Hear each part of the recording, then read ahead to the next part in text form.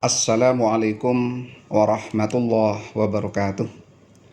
Alhamdulillah wa syukurillah, la hawla wa la quwata illa billah.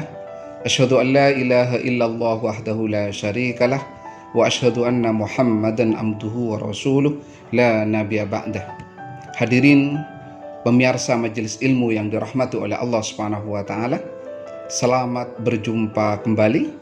Mudah-mudahan kita bersama dianugerahi kesehatan oleh Allah Subhanahu wa taala, dianugerahi kemudahan rizki oleh Allah Subhanahu wa taala, dianugerahi keberkahan oleh Allah Subhanahu wa taala. Mudah-mudahan bahasan kali ini bermanfaat bagi saya pribadi dan bermanfaat bagi kita bersama. Saat ini kita akan membahas tentang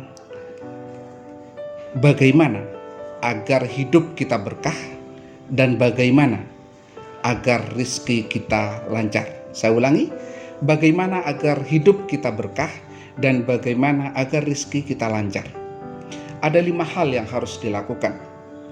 Yang pertama, as-sidqu, jujur. Yang pertama, as-sidqu, jujur. Itulah sebabnya seluruh Rasulullah memiliki sifat sidik, sifat jujur. Ternyata dalam penelitian sosial yang dilakukan di Barat Jahvat University, setelah orang sukses itu ditanyakan, kenapa Anda sukses? Maka 80% sampai 86% jawabannya adalah karena jujur. Kemudian ditanya lagi oleh tim survei, kenapa menjawab jujur? Karena ternyata jujur bisa membangun trust building, membangun kepercayaan. Hadiri yang dirahmati oleh Allah Subhanahu wa taala, agar hidup kita berkah maka jujur. Kalau jujur maka kita tenang. Kalau jujur maka terbangun pada diri kita trust building. Kita dipercaya dengan orang. Kalau kita dipercaya dengan orang, maka hidup kita berkah, maka rezeki mudah pada kita. Setiap apa yang kita lakukan maka akan dipercaya oleh orang lain, dan orang lain akan mensupport apapun yang kita kerjakan. Yang pertama, jujur. Yang kedua, tidak makan barang haram. Saya ulangi, tidak makan barang haram. Rasulullah menyampaikan, man akala lukmatan minal haram lam tuqbal sholatuhu arba'ina yauman. Barang siapa yang makan sesuatu yang haram, maka 40 hari sholatnya tidak diterima. Lalu apa hubungannya dengan hidup berkah? Orang yang makan sesuatu yang haram, hidupnya tidak berkah. Dia mungkin kenyang tapi hatinya tidak bahagia. Dia mungkin pakai pakaian yang bagus, tapi sesuatu yang haram, maka dia tidak bahagia. Apalagi ketika masuk ke dalam mulut kita.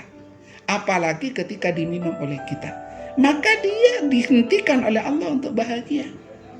Tiba-tiba di depan orang dia tidak dipercaya. Doanya kepada Allah tidak tembus. Kenapa? Karena makan sesuatu yang haram. Jadi orang yang makan sesuatu yang haram, permintaannya kepada Allah tidak akan tembus. Hatinya juga tidak akan bahagia. Dan orang lain juga tidak akan percaya kepada kita. Karena kita makan sesuatu yang bukan hak milik kita. Maka yang kedua, agar kita hidup berkah dan rezeki kita diberikan, ditambah oleh Allah Subhanahu wa taala, dimudahkan oleh Allah Subhanahu wa taala, hindari makan sesuatu yang haram.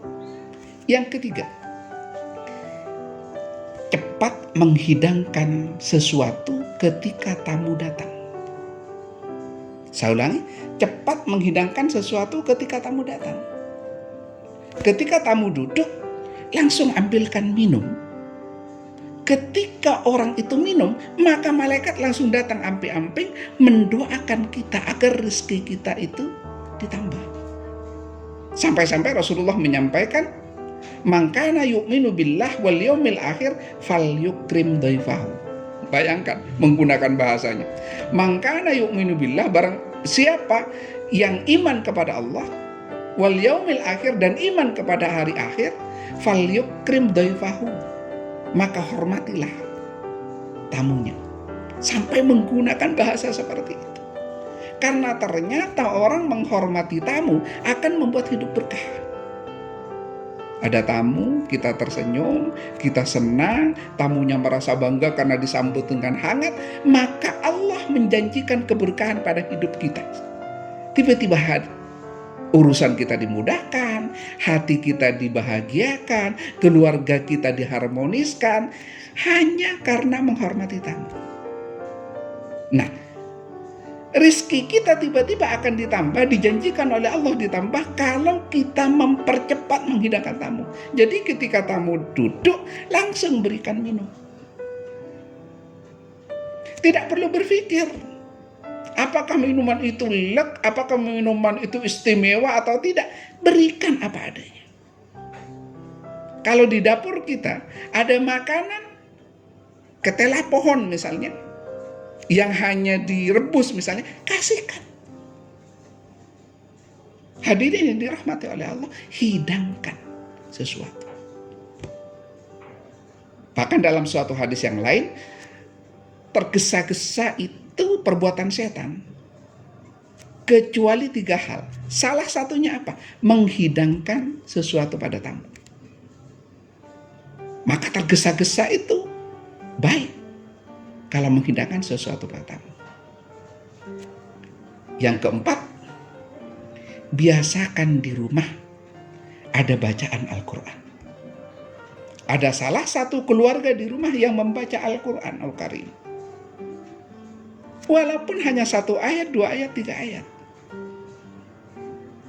Karena rumah yang ada bacaan Al-Qur'annya, maka rumah itu akan diberkahi oleh Allah Subhanahu wa taala.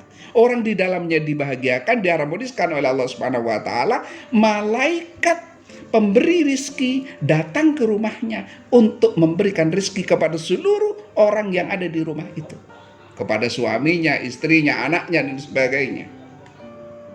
Bacakan Al-Quran. Kalau ibunya tidak sempat, suaminya.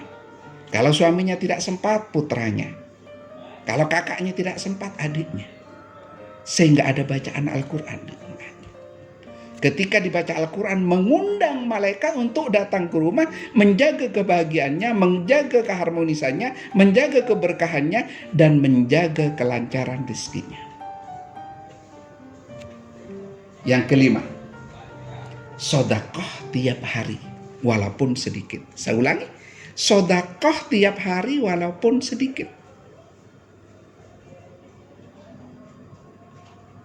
Barang siapa yang di rumah ada ayat Al-Quran, dan barang siapa yang di rumah ada sedekah, maka Allah tidak akan mengeringkan rumah itu dari rezeki. Saya ulangi, barang siapa yang rumahnya ada lantunan Al-Quran, barang siapa ada yang proses sedekah di rumahnya, maka Allah tidak akan pernah mengeringkan rumah itu dari rezeki.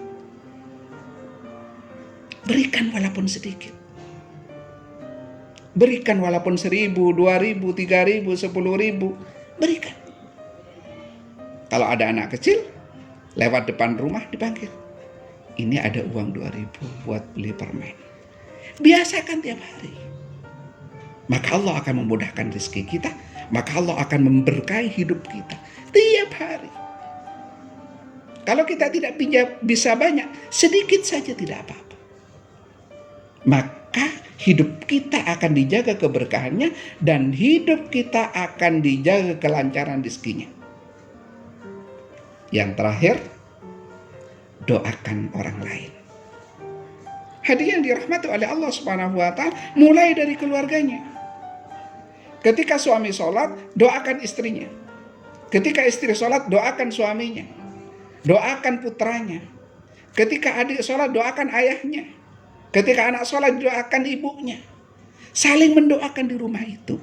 Dan ketika ada orang lewat di depan rumah kita, doakan orang yang lewat di rumah kita agar sukses tujuannya. Maka kita akan diberkahi oleh Allah Subhanahu wa taala dan akan dimudahkan rezekinya oleh Allah Subhanahu wa taala. Ternyata agar kita hidup berkah, ternyata agar rezeki kita lancar dan mudah, hanya gampang, mudah sekali.